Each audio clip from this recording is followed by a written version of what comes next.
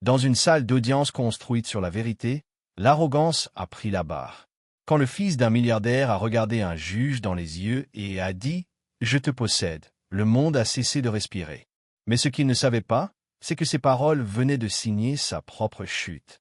La salle d'audience était une cathédrale de tension, l'air épais de chuchotements et de cliquetis des caméras. La lumière du soleil filtrait à travers les hautes fenêtres, tranchant les panneaux de chêne poli et se reflétant sur les luminaires en laiton qui bordaient le banc du juge. Chaque siège était rempli. Avocats, journalistes, citoyens curieux, tous dessinés par le nom qui a fait la une des journaux. Malauran.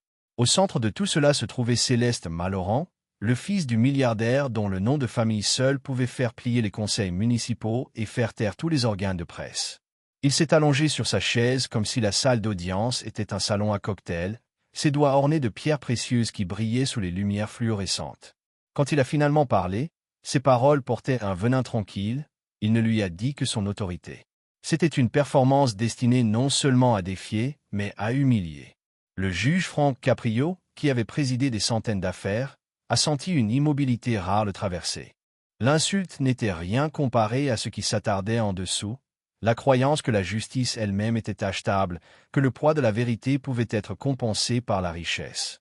Sa main, posée au-dessus du marteau, tremblait très légèrement avant de redevenir immobile. De l'autre côté de l'allée, le jeune vendeur qui avait été heurté par la voiture de Céleste était assis dans un fauteuil roulant, sa jambe droite enveloppée de bretelles en acier qui captaient la lumière comme des chaînes en sourdine. Son moçon pleurait tranquillement derrière lui, pressant un mouchoir contre ses lèvres. Le son des caméras s'est évanoui dans un bourdonnement, et pendant un bref instant, le temps semblait suspendu entre l'indignation et l'incrédulité. Caprio a regardé Céleste, non pas comme un juge, mais comme un homme essayant de comprendre l'ampleur de l'arrogance assise devant lui. Il n'avait pas peur, il était amusé. Son expression parlait de quelqu'un élevé à croire que les règles étaient des suggestions destinées aux autres. Le silence de la salle d'audience est devenu sa propre forme de bruit, épais, suffocant, presque électrique. Caprio pouvait entendre le brassage des papiers, le grincement des bancs en bois, les respirations superficielles de ceux qui essayaient de ne pas réagir.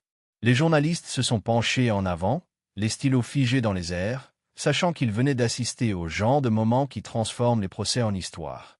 Céleste pencha la tête et sourit faiblement, sa confiance inébranlable. Il portait un costume blanc qui semblait délibérément choisi pour contraster avec la gravité de l'affaire. Même son avocat, un homme chevronné dans la gestion des scandales, avait l'air inquiet. Il s'est déplacé sur son siège, baissant le regard comme s'il était embarrassé par le défi de son client. Derrière eux, le représentant légal de la victime, un modeste défenseur public nommé Ellis Crane, a regardé l'échange avec des yeux qui brûlaient de colère et de détermination. Il avait vu de nombreuses formes d'injustice, mais celle-ci, effrontée et démasquée, a frappé quelque chose de plus profond. C'était le genre d'arrogance qui n'a même pas essayé de se cacher. Alors que Céleste se penchait en arrière, le léger grincement de sa chaise résonna dans le couloir, faisant sortir Caprio de son immobilité. Il avait déjà entendu des insultes, des voleurs blâmant le système, des membres de gangs maudissant le banc, mais jamais quelqu'un d'aussi convaincu que la loi elle-même était en dessous d'elle. Ses yeux tombèrent sur le dossier devant lui, la preuve d'un délit de fuite qui avait brisé l'avenir d'un homme. Images de sécurité, tests sanguins, déclarations de témoins, tout cela pointant vers la culpabilité sans l'ombre d'un doute. Pourtant, son ton, sa posture, son dédain désinvolte ont transformé le procès en une démonstration de privilège intouchable. Les lèvres de Caprio se séparèrent comme pour parler, mais les mots ne sont pas venus. Ce n'était pas une hésitation. C'était une fureur. Il a remarqué la galerie de presse où les caméras capturaient chaque scintillement d'émotion. Il savait qu'un mot erroné pouvait transformer le sens de la justice en spectacle. Pourtant, il connaissait aussi le pouvoir du silence. Pendant cette pause, assez longue pour être inconfortable, la confiance de Céleste a vacillé pour la première fois. Un léger scintillement a traversé son visage, comme si quelqu'un réalisait qu'il avait peut-être poussé trop loin. Pourtant, il s'est redressé, gardant son sang-froid, laissant l'ombre de son père le protéger des conséquences. Le marteau de Caprio a baissé d'une fraction, puis s'est arrêté à nouveau. Son battement de cœur a souri dans ses oreilles, alors qu'il réalisait que ce qu'il représentait n'était pas seulement du défi. C'était un test de tout ce que représentait la robe sur ses épaules. Il a pensé brièvement à ses décennies sur le banc, les familles qu'il avait aidées, les excuses qu'il avait acceptées, les leçons qu'il avait enseignées avec miséricorde. Mais ce moment était différent. Il ne s'agissait pas de réhabilitation ou de compassion. Il s'agissait de la frontière entre le pouvoir et les principes. Ses yeux ont dérivé vers le drapeau américain accroché derrière lui, ses couleurs étouffées dans la lumière filtrée du soleil. Il a pensé à tous les serments qu'il avait prêtés pour faire respecter la justice sans crainte ni faveur. Et puis il a regardé en arrière la fille qui prétendait le posséder.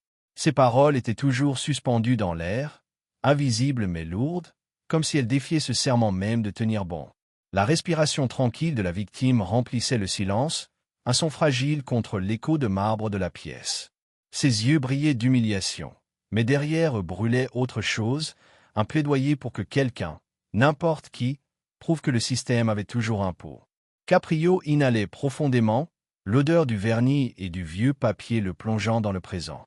Il pouvait sentir toute la salle d'audience le regarder, attendant sa réponse, une déclaration qui lui rendrait la foi ou l'abandonnerait entièrement. Mais au lieu de parler, il étudia à nouveau le sien, son masque calme de supériorité, ses bras croisés, son faible sourire narquois comme s'il s'agissait d'une performance triviale.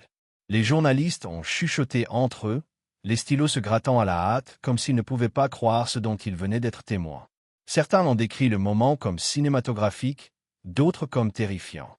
Les doigts du sténographe de la cour ont plané immobiles, incertains de savoir où enregistrer le silence qui définissait maintenant la pièce.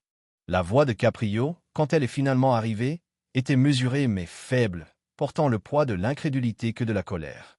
Ce n'était pas une explosion, c'était la reconnaissance discrète que quelque chose de fondamental s'était fissuré dans la structure de la justice.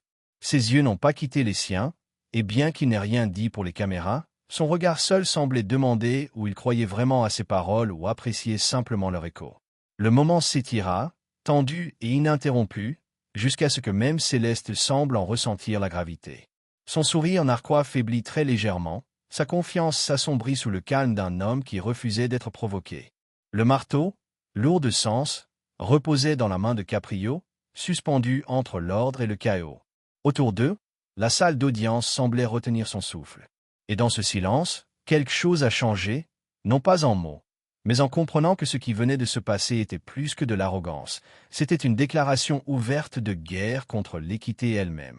Pendant une brève seconde, les yeux de Caprio se sont adoucis, non pas par faiblesse, mais par reconnaissance de l'énormité du moment. Au cours de sa longue carrière, il avait affronté des menteurs, des criminels et des cruellement indifférents. Mais jamais il n'avait vu quelqu'un militariser le privilège aussi ouvertement. L'écho de ses paroles s'est attardé comme de la fumée, impossible à disperser. La foule a senti que ce n'était pas un cas ordinaire, que c'était le début de quelque chose de bien plus grand qu'un drame d'audience. Et comme Caprio a finalement posé le marteau sans le frapper, le sens était clair. Le silence qui a suivi n'était pas la reddition. C'était le calme avant que la justice ne trouve sa voie. Pour la première fois de sa longue carrière, le juge Frank Caprio était sans voix. L'arrogance affichée ce matin-là n'était pas née du jour au lendemain. C'était la moisson d'années passées dans l'ombre d'une immense richesse, où chaque caprice des puissants était poli en loi, et chaque conséquence pouvait être effacée par un virement bancaire. Léonard Malhorant, son père, n'avait pas construit son empire sur l'innovation seule mais sur la domination. C'était un homme qui comprenait les gens comme des actifs et la vérité comme quelque chose à gérer. Son entreprise, Malhorant Data System, s'était intégrée dans tous les coins de la vie moderne, banques, élections, hôpitaux, même le système judiciaire lui-même. Derrière son sourire génial se trouvait un empire qui dictait les récits et faisait taire la dissidence. Son fils, Céleste, avait grandi en le regardant transformer les obstacles en ornements, les lois en suggestions et les gens en pions. Il n'a pas simplement acheté l'immunité. Des années avant le procès, Caprio avait rencontré Léonard Malhorant lors d'une conférence judiciaire, à l'époque où l'influence du milliardaire portait encore un masque de civilité. Malhorant avait parlé de modernisation de la justice, offrant de généreux dons pour des programmes de technologie éthique. Même alors, Caprio avait senti quelque chose de dangereux derrière la proposition, une promesse enveloppée de contrôle. Il avait décliné l'offre, poliment mais fermement, ignorant que la décision le placerait un jour carrément dans la ligne de mire de l'homme. Maintenant, En regardant le sourire froid de Céleste dans sa salle d'audience, il a vu l'héritage de ce refus le regarder. Ce n'était pas simplement de l'arrogance. C'était l'héritage, la croyance savante que le monde s'inclinerait toujours devant un Malorant. L'affaire elle-même n'a jamais été censée être rendue publique. Quelques heures après l'accident, les avocats de Malorant avaient entouré la famille de la victime de contrats déguisés en condoléances. Ils ont proposé un règlement suffisamment important pour acheter une vie tranquille, mais le vendeur, un dénommé Elias Rennes, avait refusé. Les économies universitaires de son fils avaient été dépensées en frais médicaux. Son stand, autrefois vivant avec les clients, était maintenant vide au bord de la rivière. Il voulait plus que de l'argent. Il voulait être reconnu. Lorsque la famille a décliné l'offre, l'équipe de Malorant a tiré les ficelles pour enterrer l'affaire, la redirigeant vers un panel de médiation spéciale où les résultats étaient préarrangés. Mais Caprio, examinant les irrégularités, est intervenu. Il a renvoyé l'affaire devant un tribunal public, une décision qui a fait des vagues dans les couloirs politiques et corporatifs. C'était un acte que la famille Malorant a pris personnellement. En quelques jours, Caprio a commencé à recevoir des appels de numéros qu'il ne reconnaissait pas, des politiciens qu'il connaissait depuis des années lui rappelant soudainement son héritage. Un sénateur a laissé entendre que poursuivre cette affaire pourrait compliquer ses projets de retraite. Même le juge en chef, un homme que Caprio avait autrefois encadré, est arrivé dans son cabinet à l'improviste, son expression inquiète. Autour du thé, il lui a dit que certains cas étaient mieux résolus discrètement. Il n'a jamais utilisé le mot pression, mais le tremblement dans sa main, en posant la tasse, en disait assez. Caprio a écouté en silence, n'offrant aucune réaction, son esprit rejouant l'image des jambes écrasées du vendeur et du sourire sans phare de Céleste. Chaque instinct lui a dit de procéder avec prudence, mais sa conscience de céder. La loi n'était pas du tout égale. À la maison, la tension l'a suivi. Tard un soir, il s'est tenu près de la fenêtre donnant sur Providence, les lumières de la ville brillant comme des braises d'une intégrité décolorée. Sa femme, Maria, s'était habituée depuis longtemps à son silence après des cas difficiles, mais celui-ci se sentait différent. Quand il lui a demandé ce qui le troublait, il lui a dit que certaines tempêtes ne pouvaient pas être prévues, elles venaient d'arriver, sans y être invitées, et vous ont forcé à voir qui se tenait toujours à côté de vous quand la pluie a commencé. Dehors, une voiture a tourné au ralenti trop longtemps près du coin avant de disparaître dans la nuit. Il s'est dit que ce n'était rien, même si un malaise tranquille a commencé à prendre racine. Le lendemain matin, alors que l'aube éclatait en stries d'orange et d'or, Caprio est sorti pour trouver les 4 pneus de sa berline coupés net. La brise du matin portait la faible odeur d'essence, et sous le balai d'essuie-glace reposait une enveloppe. L'écriture était soignée, délibérée. La note disait « Restez dans votre voie, vieil homme ». Il l'a soigneusement pliée, l'a glissée dans sa poche et s'est mis au travail comme si de rien n'était. Il n'en a parlé à personne, ni au commis, ni à son service de sécurité, ni même à sa femme.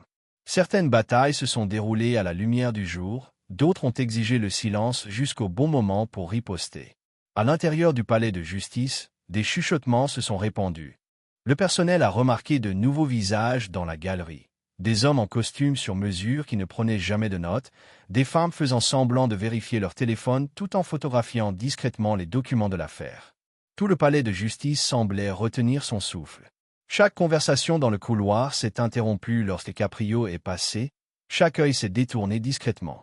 Même le concierge, un vieil ami, a avoué discrètement un soir que quelqu'un avait posé des questions sur la famille de Caprio, sa routine, son emploi du temps. Ce n'était plus de la paranoïa, c'était de l'orchestration. L'Empire faisait connaître sa présence. Pourtant, Caprio a avancé.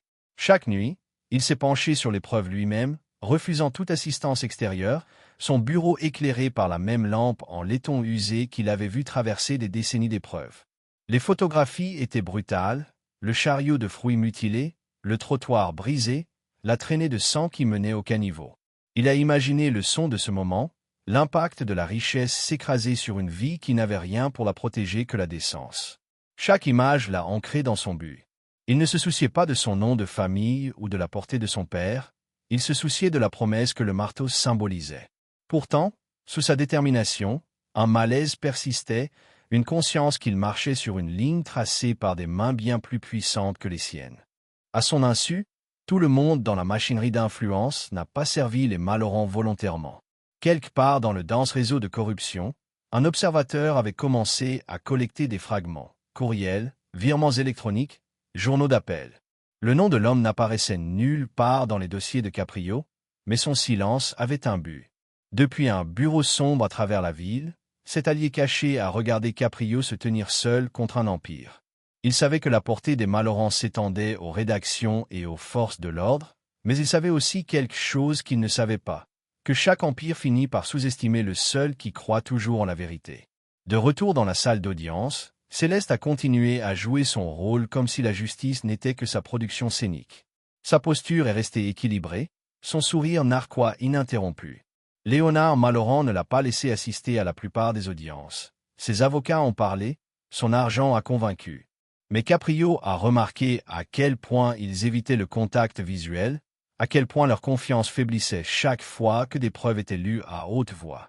Le pouvoir qu'ils exerçaient autrefois si librement a commencé à ressembler davantage à du désespoir habillé de luxe. Au fur et à mesure que le procès avançait, la pression montait. Le bureau du gouverneur a de nouveau appelé, le même ton poli masquant un ordre. Caprio l'a ignoré. Il a commencé à marcher pour se rendre au travail au lieu de conduire, à prendre des rues secondaires, à éviter les routines prévisibles. Lorsque son greffier a suggéré de reporter la procédure en raison d'une ingérence extérieure, Caprio a simplement répondu que la loi ne s'arrêtait pas pour l'intimidation. Il a gardé ses chambres sans surveillance, son comportement inchangé. Pourtant, au fond, il savait que la tempête ne faisait que se renforcer. La deuxième semaine, les médias avaient eu vent des menaces. Un journal local a publié un titre l'appelant « L'affaire que l'argent ne pouvait pas enterrer ». Les caméras ont suivi Caprio partout, le présentant comme un héros réticent dans un système accro au compromis. Mais il ne se considérait pas comme un héros. Il a vu un homme debout dans l'ombre de quelque chose de vaste, armé uniquement de principes. Chaque soir, il rentrait chez lui dans la même rue calme, les mêmes pneus crevés maintenant remplacés, le même sentiment persistant que des yeux invisibles regardaient toujours. Et pourtant, il a continué. Chaque décision, chaque session, chaque mot délibéré prononcé dans cette salle d'audience était un message. La justice pourrait plier, mais elle ne se briserait pas. Pourtant, malgré toute sa détermination, Caprio ne pouvait toujours pas voir toute l'ampleur du jeu se dérouler autour de lui. Il ne savait pas à quel point les racines de la corruption étaient profondes, ou que quelque part au-delà de sa vue, quelqu'un avait déjà commencé à retourner le pouvoir même de l'Empire Maloran contre lui-même. Il pensait posséder la salle d'audience. Ils étaient sur le point d'apprendre le contraire. Le changement n'a pas commencé avec le tonnerre, mais avec le bourdonnement silencieux d'un écran d'ordinateur au fond des chambres du juge Caprio. Le palais de justice s'était vidé depuis longtemps, l'écho des pas s'estompant dans les couloirs de marbre, ne laissant que le faible bourdonnement des lumières fluorescentes et le tic-tac rythmique de l'horloge murale. Adrian Corr était assis penché sur un ordinateur portable, ses doigts patinés glissant sur les touches avec une précision chirurgicale. Autrefois agent de cybercriminalistique pour le Bureau fédéral, Adrian avait pris sa retraite des années plus tôt après avoir vu trop de systèmes se replier sous le poids de la corruption. Mais ce soir, son instinct était revenu. Une incohérence lancinante dans les divulgations financières de Maloran avait attiré son attention. Il l'avait déjà vu, de l'argent disparaissant dans des dons de campagne politique et des dons de papier. Plus il traçait, plus les racines se répandaient, jusqu'à ce qu'elles atteignent une juridiction insulaire où le secret était la loi et la vérité était la monnaie. La lueur de l'écran se reflétait dans les yeux fatigués d'Adrian alors qu'il ouvrait un dossier intitulé « Comptes offshore ». Les chiffres revenaient comme des aveux silencieux, des millions transférés via des sociétés écrans, des paiements déguisés en subventions technologiques et en frais de conseil. Une entrée s'est démarquée, une transaction récurrente intitulée « Judicial Rétention Consultancy ». Il a senti son pouls s'accélérer. La somme n'était pas seulement suspecte, c'était stupéfiant. Il a déchiffré un deuxième fichier et s'est figé. La piste de données menait directement à des comptes liés à la fiducie de la famille Maloran. Chaque transaction était chronométrée des semaines avant les décisions juridiques cruciales impliquant leur filiale. Ce n'était pas une coïncidence. C'était une chorégraphie. Adrian a expiré lentement, se frottant les tempes avant de remonter un document, une archive de séquences de sécurité obtenue en cours de découverte mais négligée en raison du cryptage. Il a exécuté un programme de décryptage et a attendu que la barre de progression rampe sur l'écran. Lorsque la vidéo a finalement été lue, Le son a été coupé, mais l'image en disait long. L'horodatage montrait la nuit de l'accident. La rue était faiblement éclairée, le stand du vendeur juste visible au coin. Puis sont venus les phares, un flash, un bruit sourd, le chaos. La caméra a pivoté, capturant Céleste Malauran sortant de la voiture. Au lieu de paniquer ou de remords, il riait. Son rire était indubitable, même en silence, une étincelle cruelle dans le bleu froid des images. Le conducteur, identifié plus tard comme l'un des employés de la famille, s'est enfui, laissant le véhicule derrière. Céleste s'est retournée vers un son passager, souriant comme si la tragédie était une scène d'une performance sombre. Adrian s'est penché en arrière, dégoûté à travers de son dossier. Il avait besoin d'inonder le matin. Quand l'aube est arrivée, la ville à l'extérieur était encore à moitié endormie sous un mince voile de brouillard. Le juge Caprio est entré dans son cabinet avec le même calme stoïque qu'il avait perfectionné pendant des décennies d'essais, mais il y avait quelque chose de différent dans ses yeux, un poids mêlé de détermination. Adrian lui a remis le lecteur sans un mot. Caprio l'a branché sur son terminal, regardant les mêmes images se dérouler dans le calme du bureau. Le son de l'impact semblait résonner dans son esprit, même si la vidéo n'en avait pas. Il a fermé les yeux brièvement, puis a hoché la tête une fois. Pour la première fois depuis des semaines, il savait précisément ce qu'il fallait faire. Au moment où la salle d'audience s'est remplie ce matin-là, l'air était déjà tendu, plein d'anticipation. Les journalistes ont chuchoté, lentilles prêtes. Céleste est entré entouré d'un mur d'avocats et de photographes. Il portait un blazer blanc perle, le menton haut, sa foule est pratiquée dans le droit. Derrière son assis, Léonard Malauran, calme et confiant, un faible sourire trahissant sa conviction que rien dans ce monde, certainement pas une salle d'audience, ne pouvait percer son bouclier d'influence. Le bourdonnement de la conversation s'est étouffé lorsque Caprio est monté sur le banc. Le marteau est descendu une fois, tranchant et délibéré, faisant taire la pièce. Il a ordonné à l'huissier de préparer l'affichage des preuves. Personne ne savait encore ce qui allait arriver, mais le ton subtil a envoyé un tremblement. Lorsque les lumières se sont atténuées et que les images sont apparues à l'écran, chaque personne dans la pièce s'est penchée en avant. Les premières secondes se sont déroulées normalement, la rue, le calme, les phares flous. Puis l'impact. Des halètements ont traversé la galerie. Le cadre s'est figé un instant avant de continuer, révélant que Céleste sortait de la voiture, son rire figé dans le temps. Les images insonorisées parlaient, plus fort que n'importe quel témoignage. Le rire dans son expression contrastait douloureusement avec l'immobilité sans vie du corps de la victime sur le trottoir. Le visage de Léonard Malauran s'est vidé de couleur. Son sang-froid s'est fracturé en incrédulité. Le sourire narquois de Céleste a disparu, remplacé par un regard qui oscillait entre l'indignation et la peur. La presse a explosé en une rafale de mouvements. Les volets claquent, les stylos se grattent, les murmures gonflent comme une marée qui ne peut être arrêtée. Les avocats à la table de la défense ont échangé des regards paniqués. Même les membres du jury, généralement impassibles, semblaient visiblement secoués. Les images sont devenues noires, et pendant un long moment, le silence a régné à nouveau. La voix de Caprio l'a brisé, stable, mesurée et portant l'autorité tranquille de la vérité. Il a dit que la justice n'était pas un produit à acheter ni une faveur à gagner, que le pouvoir sans conscience n'avait pas sa place dans un monde civilisé. Chaque mot a frappé comme le péage d'une cloche, résonnant contre les murs de marbre. Le marteau a frappé une fois de plus. Au premier rang, les jointures de Léonard ont blanchi autour de la poignée de sa canne. Il s'est levé à mi-chemin, comme pour protester, mais aucun son n'est venu. Les journalistes ont braqué leurs caméras sur lui comme des fusils, attendant une réaction. Caprio a tourné son regard vers Céleste, ses épaules tremblantes maintenant, son masque de sang-froid se brisant sous le poids de l'humiliation publique. Le juge a annoncé que les nouvelles preuves seraient enregistrées et examinées immédiatement pour la détermination de la peine.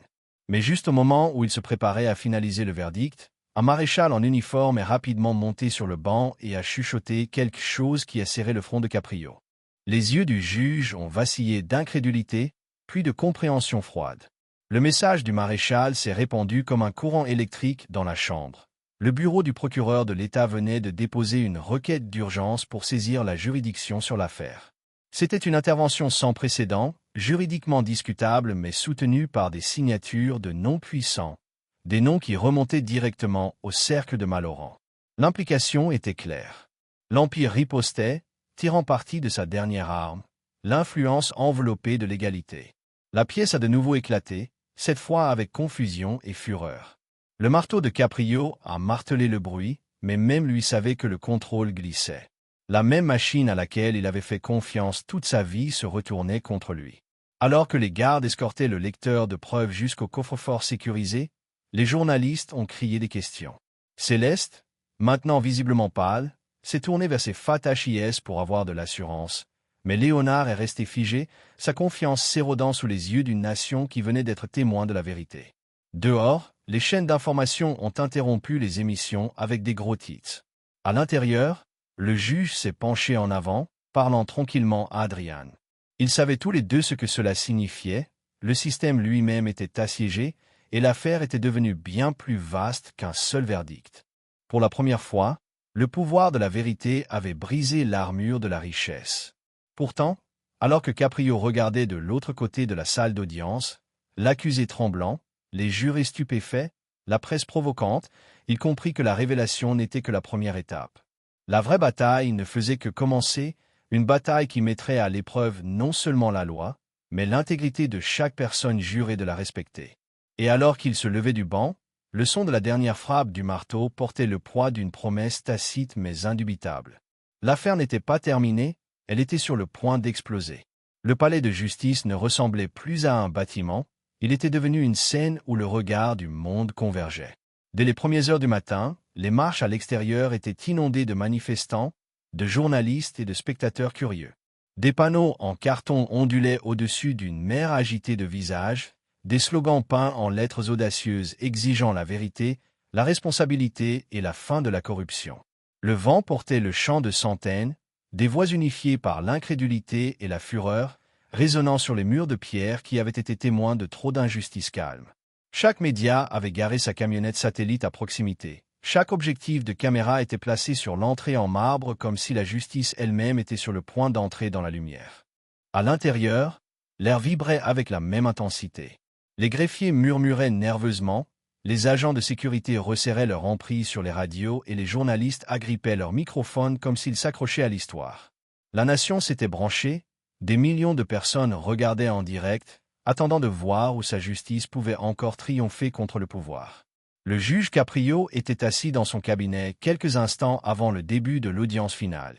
Le bruit de l'extérieur s'infiltrait faiblement à travers la vitre, étouffé, rythmé, humain.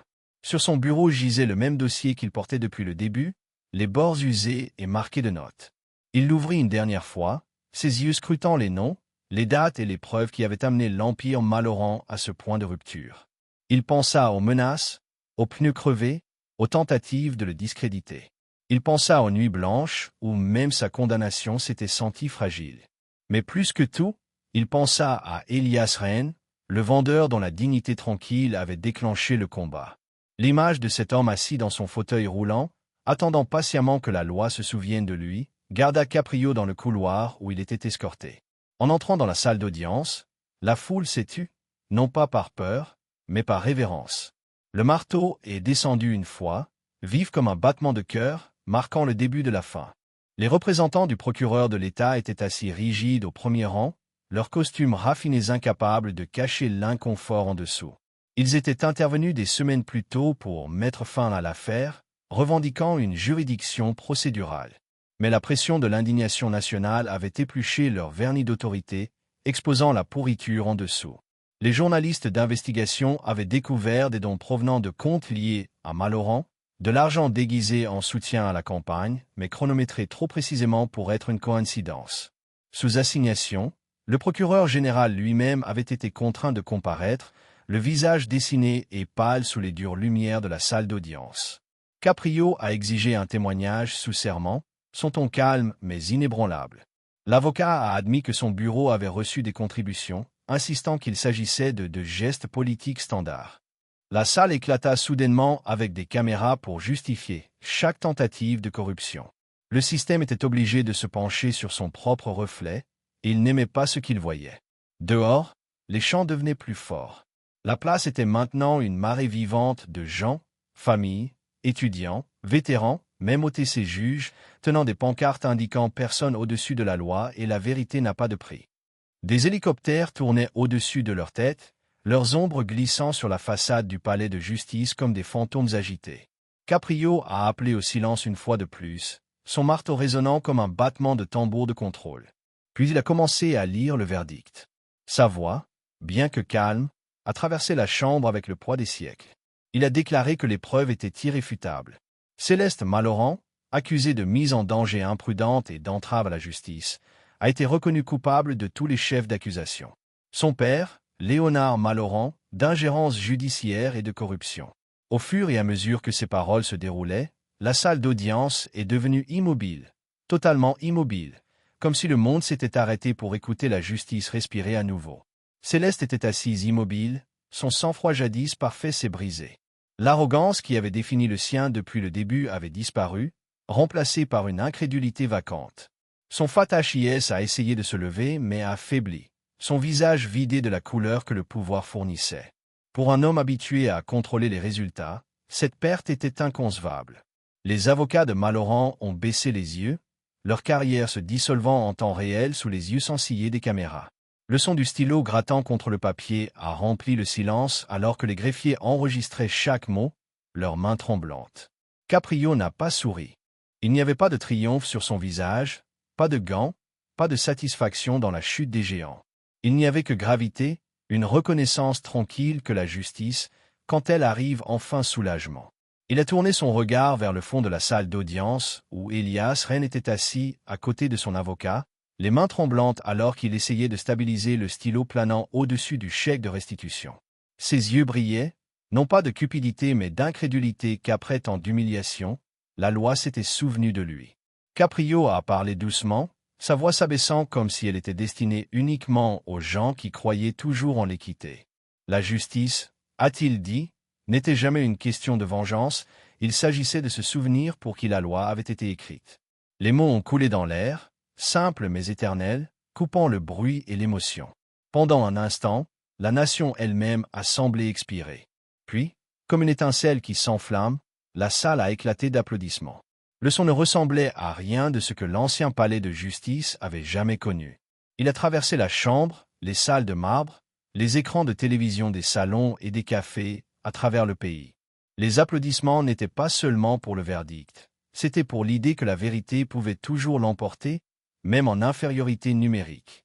Caprio est resté immobile, laissant le son le submerger. Dans la tribune de la presse, les journalistes ont tapé furieusement, décrivant chaque détail. La montée du peuple, la chute d'un empire, la présence constante d'un homme qui refusait de céder. Dehors, les chants se sont transformés en rugissements de célébration. Pour la première fois depuis des années, les marches du palais de justice ont résonné non pas avec protestation, mais avec gratitude. Ce soir-là, alors que le soleil commençait à plonger sur l'horizon, le nom Malauran avait tendance dans le monde entier, non pas comme un symbole de pouvoir, mais comme un monument à la disgrâce. Leurs actions corporatives ont chuté, les sponsors se sont retirés et les partenaires ont publié des déclarations de condamnation. L'empire s'était effondré du jour au lendemain, défait non pas par des rivaux ou des marchés, mais par la persistance tranquille de la justice. Caprio a émergé du palais de justice quelques heures plus tard, l'air frais du soir le rencontrant comme une étreinte. Des ampoules ont éclaté en succession rapide, capturant chacun de ses pas. Les journalistes ont crié des questions, les microphones s'étirant vers lui comme tendre la main. Mais il ne s'est pas précipité. Il s'est arrêté en haut des marches de marbre, le rugissant en dessous. Il a regardé les gens rassemblés, les visages éclairés par l'espoir, les drapeaux agitants, les téléphones portables levés pour enregistrer ce moment. Il a levé la main, non pas pour commander le silence, mais pour offrir du respect. Puis il a dit ce dont le monde se souviendrait longtemps après que les manchettes se soient estompées, que personne ne possède la vérité. Sa voix était stable, son expression ferme, ses yeux porteurs à la fois d'épuisement et de paix. Pour un homme qui était resté bouche bée devant l'arrogance, ce moment ressemblait à une rédemption. Les caméras ont de nouveau clignoté, capturant le faible sourire qui traversait son visage alors qu'il descendait les marches, disparaissant à la lumière de 1000 ampoules et du chant montant de son nom.